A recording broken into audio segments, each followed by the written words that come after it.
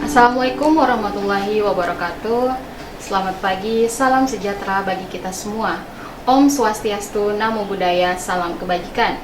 Semoga kita semua selalu dalam lindungan Allah Subhanahu wa Ta'ala. Perkenalkan, nama saya Putriyanti, SKM MKM. Saya adalah salah satu dosen tetap program studi Keselamatan dan Kesehatan Kerja Fakultas Kesehatan Universitas Pejuang Republik Indonesia. Saat ini saya sedang mengikuti proses sertifikasi dosen gelombang 1 tahun 2026 yang diselenggarakan oleh Kementerian Pendidikan Tinggi Sains dan Teknologi. Pada kesempatan ini, saya akan menyampaikan salah satu bentuk unjuk kerja saya dalam pelaksanaan Tridharma Perguruan Tinggi melalui penyusunan pernyataan diri dosen dalam unjuk kerja Tridharma Perguruan Tinggi atau PDD UKT PT. Pada hari ini saya akan memaparkan salah satu mata kuliah yang saya ampuh, yaitu mata kuliah Penilaian Resiko Keselamatan dan Kesehatan Kerja. Mata kuliah ini diajarkan pada semester 2 dengan bobot 2 SKS.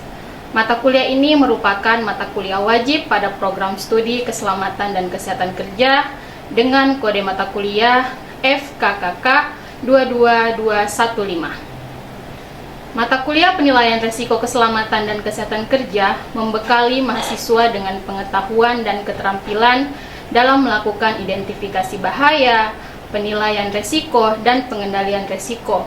Pembelajaran mencakup konsep hazard, risk, insiden, accident, near miss, dan metode penilaian resiko kualitatif, semi kuantitatif, dan kuantitatif, serta penerapan hierarchy of control. Mahasiswa juga dilatih menyusun dokumen Hazard Identification, Risk Assessment and Determining Control atau HIRA-DC sebagai bagian dari penerapan Sistem Manajemen Keselamatan dan Kesehatan Kerja atau SMK 3 untuk mencegah kecelakaan kerja dan penyakit akibat kerja.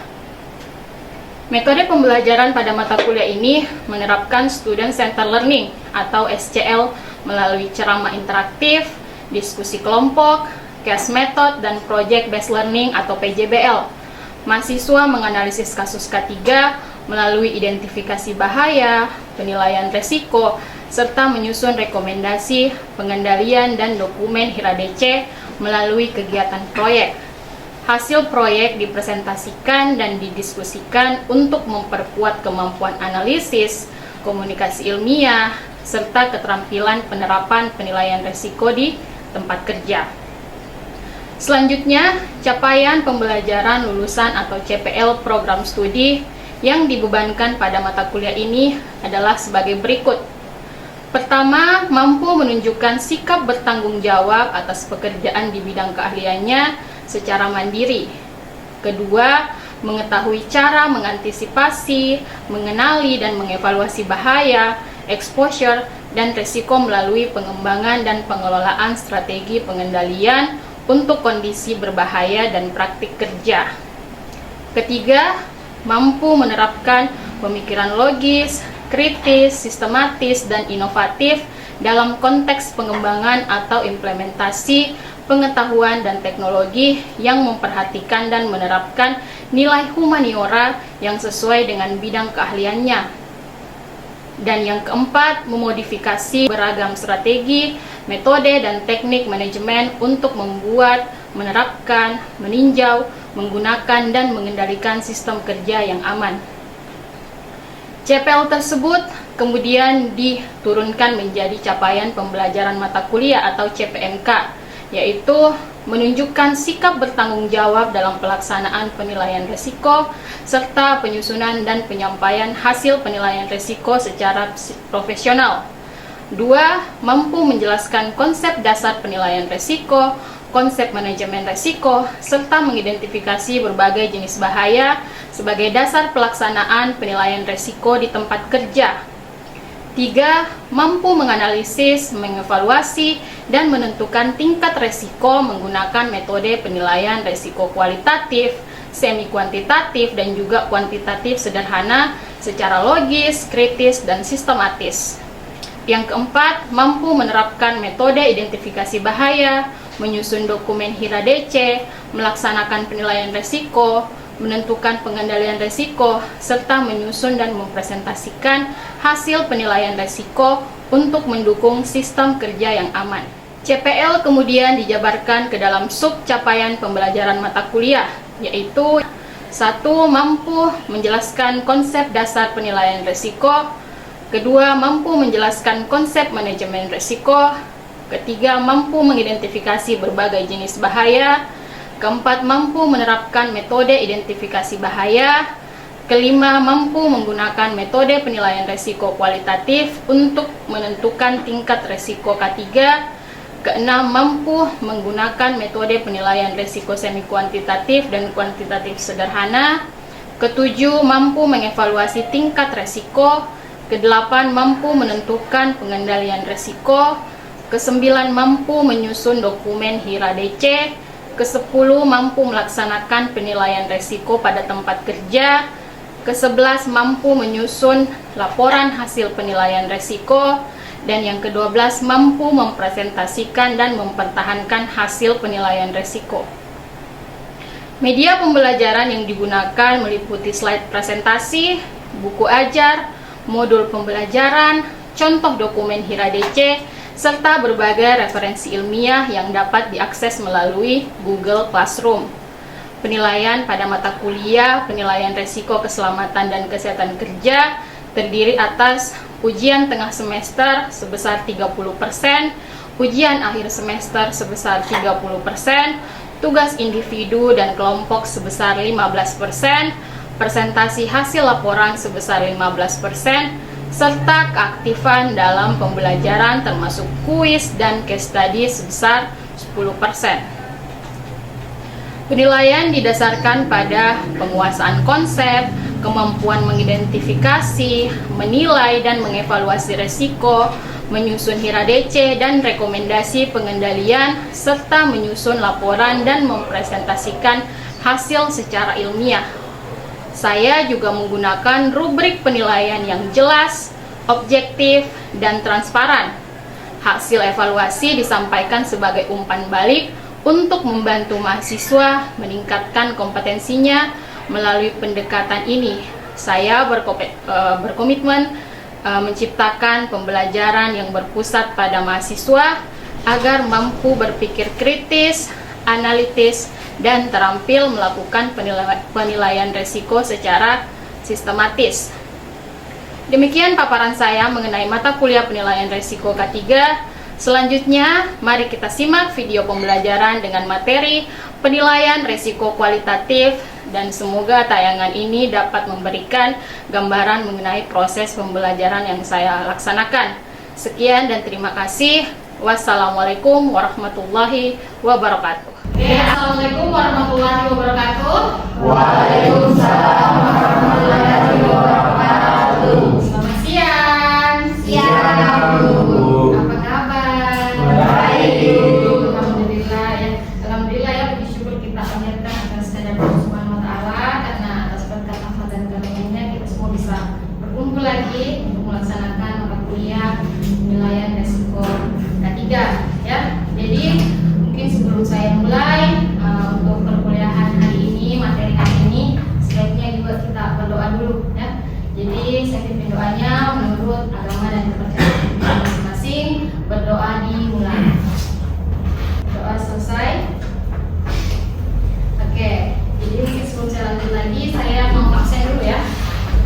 Sitna Hadir. Maswa Hadir.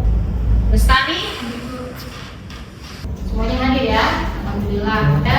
Saya mau coba satu orang angkat tangan dan jelaskan sama saya apa yang saya ajarkan sama kalian minggu lalu. Oh ya, silakan Nadia. Jadi materi pekan lalu itu mengenai tentang menggunakan metode identifikasi bahaya dasar, yaitu checklist atau daftar periksa, what if analysis atau preliminary, hazard analysis atau PHA, job safety analysis atau JSA. Ya, oke. Jadi betul ya apa yang disampaikan sama dia, bahwa metode identifikasi bahaya yang kita sudah pelajari minggu lalu adalah analisis ya. Sekarang saya mau tanya, job safety analysis, ada yang masih ingat apa itu job safety analysis? Ya, silakan Nabil. Oke, saya menjawab dari Ibu mengenai apa itu JSA, Ya. Job Safety Analysis.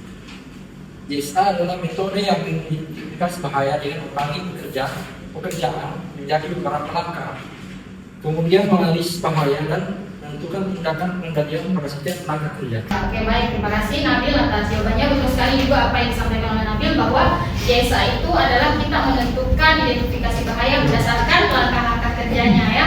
Saya harapkan di sini selain Maswa dan juga Mahdia dan juga Nabil bisa tahu semuanya ya materi apa yang sudah saya ajarkan minggu lalu ya, biar kita bisa berpindah ke materi selanjutnya yaitu penilaian risiko kualitatif ya. Adapun CPMK yang ingin saya capai pada perkuliahan hari ini yaitu mampu menganalisis, mengevaluasi, dan menentukan tingkat resiko menggunakan metode penilaian resiko kuantitatif, kualitatif, dan juga semi kuantitatif. Dan untuk sub CPMK yang saya ingin capai yaitu mampu menggunakan metode penilaian resiko kualitatif untuk menentukan tingkat resiko keselamatan dan juga kesehatan kerja.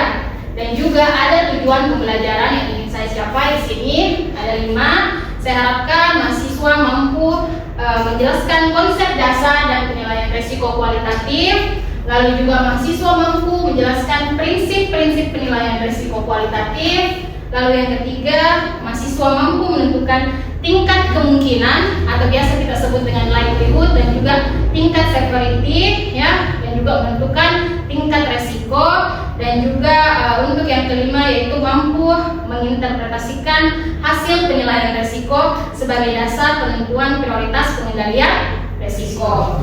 Itu untuk CPMK dan tujuan pembelajaran yang ingin saya capai pada hari ini. Oke, untuk penilaian resiko kualitatif, mungkin ada yang tahu apa itu penilaian resiko kualitatif? Sebelum saya lanjut, Kualitatif adalah proses menilai seberapa besar risiko dari suatu bahaya dengan menggunakan kategori Likelihood dan Severity. Kemudian hasilnya dipetakan dalam matriks risiko untuk menentukan reaksinya. ya baik, terima kasih ya Lestari atas jawabannya, sangat bagus ya. Jadi itu lagi yang tadi disampaikan sama Lestari bahwa kalau kita berbicara terkait dengan apa itu pengertian dari resiko kualitatif ya, secara definisi kita lihat di sini. Jadi dia itu menggunakan kategori atau skala deskriptif. Apa itu kategorinya? Tadi sudah disebutkan yaitu likelihood dan juga severity ya. Dan juga karena dia kualitatif, kita lihat di sini skalanya itu deskriptif. Jadi kita bukan misalnya mengalihkan atau mengurangi ataupun menambahkan, tapi kita menggunakan metode deskriptif yaitu penggabungan antara likelihood dan juga severity untuk menemukan yang namanya risk rating atau tingkat resiko dari suatu bahaya. Ya, itu ya. Lalu ada tujuan penilaian risiko kualitatif ya. Di sini yang pertama sudah tentu kita mengetahui tujuan penilaian risiko kualitatif ini untuk mengetahui tingkat risiko dan bahaya setiap yang ditemukan. Apa saja ya? Pasti ada bahaya yang rendah, sedang, dan juga tinggi, dan yang terakhir ada bahaya yang ekstrim ya. Dan setelah kita mengetahui tingkat risiko dari setiap bahaya tersebut, kita bisa menentukan yang namanya prioritas pengendalian risiko ya. Kita bisa tentukan yang mana prioritas kita untuk mengendalikan risiko, yang rendah dulu kan atau yang ekstrim dulu kan. Ya sudah pasti kita harus yang ekstrim dulu. Iya betul. Next yaitu prinsip penilaian risiko kualitatif ya. Ini adalah hal penting yang perlu kita ketahui bahwa penilaian risiko kualitatif itu ada memiliki beberapa prinsip. Yang pertama, sistematis. Kenapa dia sistematis? Karena dia berurutan. Ya, pertama kan kita sudah belajar terkait dengan identifikasi bahaya, ya, itu urutan pertama. Lalu kita mempelajari metode identifikasi bahaya dengan mengidentifikasi bahaya yang sebelumnya. Lalu dari bahaya tersebut kita melakukan yang namanya penilaian risiko. Tahap ketiga nanti ada dibilang evaluasi risiko, ya. Dan tahap terakhir yaitu kita menentukan yang namanya pengendalian risiko atau biasa kita sebut dengan hierarchy of control ya. Oke, itu untuk prinsip secara sistematis. Lalu ada juga objektif. Ya, objektif di sini ya untuk melakukan penilaian risiko Kita harus berdasarkan fakta ya, dan juga data lapangan, kondisi lapangan. Jadi kita melakukan penilaian resiko itu bukan hanya asumsi pribadi kita, tapi berdasarkan data yang ada di lapangan. Dan tentunya penilaian resiko di sini harus berorientasi pada yang namanya pengendalian resiko, yaitu kita harus menghasilkan tindakan pengendalian untuk yang namanya mengurangi resiko keselamatan dan kesehatan kerja. Oke, sampai di sini ada yang mau ditanyakan? Saya ikut. Ya, silakan Cika. Baik, saya ingin bertanya tentang salah satu prinsip penilaian risiko yang salah satunya itu harus dilakukan secara objektif. Bagaimana cara memastikan penilaian risiko tetap objektif meskipun dilakukan oleh tim yang berbeda? Sebelum saya menjawab pertanyaan dari Cika, ada yang mau menjawab? Saya Bu. Ya, silakan Alex. Saya akan menjawab objektivitas penilaian risiko dapat dijaga dengan menggunakan metode dan kriteria penilaian yang sama, mengacu pada data atau bukti yang objektif, melibatkan tim yang kompeten, serta melakukan review atau validasi hasil agar penilaian tetap konsisten meskipun dilakukan oleh tim yang berbeda. Ya, betul sekali, kita harus menggunakan tolak ukur. Ya, tolak ukur itu adalah skala yang kita gunakan untuk menilai suatu risiko tersebut. Seperti yang tadi saya sudah sebutkan bahwa prinsip penilaian risiko kualitatif ini salah satunya kita harus konsisten. Ya, konsisten itu apa? Kita menggunakan skala yang sama. Ya, apa skala yang saya gunakan nanti saya jelaskan ya. Oke.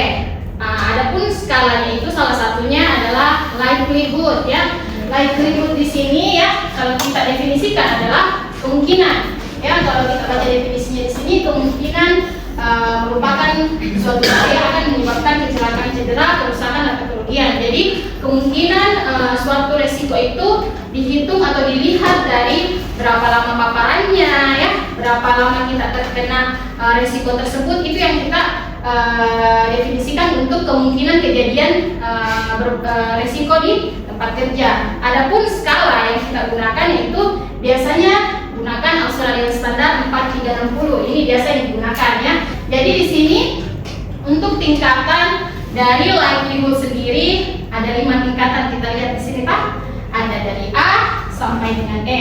A itu adalah almost certain bahwa dia terjadi setiap saat. Ya, terjadi setiap saat ini mungkin kejadian resiko tersebut bisa terjadi lebih dari 1 kali sehari kan Pak. Terus juga untuk tingkatan yang B, likely sering terjadi, ya tadi kalau mungkin yang almost certain itu terjadi setiap saat atau setiap hari. Almost certain likely ini atau sering terjadi mungkin terjadi lebih dari 1 minggu sekali ya. Dan yang paling terakhir atau biasa kita sebut dengan rare adalah hampir tidak pernah terjadi, atau mungkin dalam kurang dari 1 tahun itu tidak pernah terjadi resiko kecelakaan kerja ataupun penyakit akibat kerja. Iya benar. Oke, tadi itu untuk likelihood-nya ya. Tadi sudah kita bahas. Temannya likelihood adalah severity ya. Kalau tadi kemungkinan kejadian kecelakaannya berdasarkan waktu terpaparnya kita. Kalau severity ini adalah dampak yang ditimbulkan oleh suatu resiko ya. Jadi ada juga tingkatan keparahan yang ditimbulkan di dalam suatu resiko ya. Ya, apa saja itu? Ya, kita lihat tingkatannya ya. Sama, ada 5 tingkatan juga. Ada dari tingkatan 1 sampai dengan 5 ya. Tingkatan 1 biasa disebut dengan insignifikan atau tidak ada cedera ya, yang terjadi karena resiko. Lalu ada minor. Minor ini menyebabkan adanya cedera ringan. Lalu juga kerugian finansialnya itu sedang. Yang terakhir ada disebut dengan katastrofik ya. Major itu besar, katastrofik itu jauh lebih besar lagi sampai bisa menimbulkan pemberhentian kegiatan ya. Jadi dampaknya itu sangat luas ya. Ya. Jadi dari yang tadi sudah kita ketahui antara skala likelihood dan juga skala dari severity ya, itu nih kita gabungkan ya. X di sini itu bukan kali, bukan. Tapi ini kita gabungkan antara likelihood dan juga severity dan kita temukan di dalam matriks penilaian risiko. Ya, saya memiliki tabel. Tabel ini ada jenis kegiatannya, toh. Kegiatannya itu saya tuliskan menyalakan kompor, resiko itu menyebabkan kebakaran, likelihood-nya atau kemungkinan kejadian menyalakan kompor dan menyebabkan kebakaran itu dapat terjadi atau biasa terjadi mungkin sebulan sekali. Lalu severity atau dampak yang ditimbulkan dari menyalakan kompor, risikonya kebakaran, menyebabkan major ya, dan ditemukanlah list ratingnya itu adalah ekstrim ya. Oke, ada yang mau bertanya sampai di sini? Bu, Ya silakan deh. jika tidak tersedia data kecelakaan kerja sebelumnya, metode apa yang dapat digunakan untuk menentukan nilai likelihood secara objektif? Ya, jadi apa yang bisa kita lakukan? Yang pertama kita bisa menggunakan namanya observasi lapangan. Lalu yang kedua kita bisa identifikasi kondisi dan tindakan tidak aman seperti apa di tempat kerja tersebut. Lalu juga ada data dari jenis pekerjaan yang sama. Kita bisa menjadikan itu bahan acuan kita, asalkan kita harus juga sesuaikan dengan ruang lingkup dari pekerjaan di tempat kerja tersebut ya. Ya, tadi saya sudah berikan contoh kasus. Sekarang saya mau kita kerjakan kasus ya.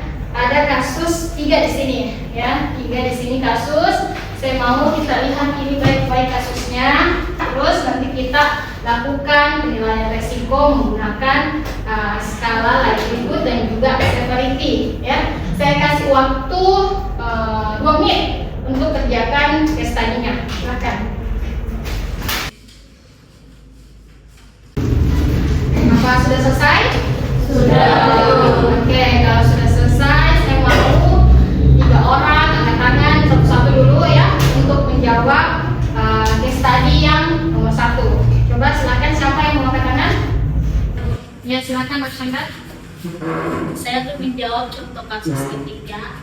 Pada aktivitas pembersihan taman tergores besi saat pemasangan besi dengan probabilitas jarang terjadi atau likelihood sama dengan B, dan dampak cedera ringan atau severity sama dengan 2 atau minor. Kombinasi tersebut menunjukkan bahwa risiko berkategori low risk atau risiko rendah. Ya, betul sekali apa yang dikatakan Mas Chandra bahwa hasilnya adalah low risk. Jadi kasus pertama adalah high risk, kasus kedua adalah medium risk, dan yang ketiga adalah low risk. Apakah semuanya menjawab hal yang sama? Sama. Ini referensi yang saya gunakan. Nanti kita bisa lihat di sini ya. Kita bisa download juga ya untuk referensinya. Kesimpulan. Ada yang bisa simpulkan apa yang saya sudah jelaskan tadi? Ya silakan. Baik, dari materi hari ini saya memahami bahwa penilaian risiko dalam kelas 3 bertujuan untuk evaluasi potensi bahaya sehingga dapat ditentukan langkah pengendalian yang sesuai dalam penilaian risiko kualitatif. Ya baik, terima kasih Cinta atas jawabannya, kesimpulannya, betul ya. Jadi betul hari ini kita membahas terkait dengan severity, terkait dengan likelihood, dan dari skala-skala tersebut kita temukan risk rating untuk menentukan pengendalian risiko seperti apa atau prioritas risiko yang kita prioritaskan seperti apa, dan tentunya kita harus berdasarkan yang namanya prinsip ya. Tadi ada prinsipnya, harus dia sistematis, dia harus objektif, dia harus transparan, dan dia harus berdasarkan pengendalian risiko. Ini next saya ingin berikan tugas ya untuk terkait dengan penilaian risiko kualitatif ini. Jadi tugasnya itu saya mau kalian amati lingkungan sekitar kalian ya. Lalu kalian tentukan risiko apa saja yang terjadi pada kegiatan tersebut, lalu likelihood-nya seperti apa, lalu severity-nya seperti apa, dan kalian temukan risk rating-nya. Oke, sudah paham terkait dengan tugasnya? Sudah. Lalu kuis. Kuis saya sudah upload. Saya berikan waktu 10 menit untuk mengerjakan kuisnya. Silakan.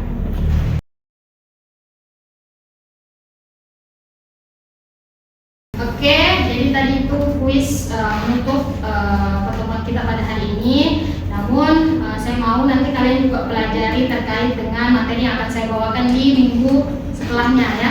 Jadi minggu berikutnya itu saya akan membahas terkait dengan penilaian risiko kuantitatif dan juga semi kuantitatif ya. Dibaca lagi nanti apa itu semi kuantitatif dan juga kuantitatif ya. Itu saja dari saya, cukup sekian. Terima kasih sudah hadir hari ini. Semoga apa yang saya sampaikan bermanfaat untuk kalian semua. Wassalamualaikum warahmatullahi wabarakatuh dan selamat siang. Waalaikumsalam warahmatullahi wabarakatuh.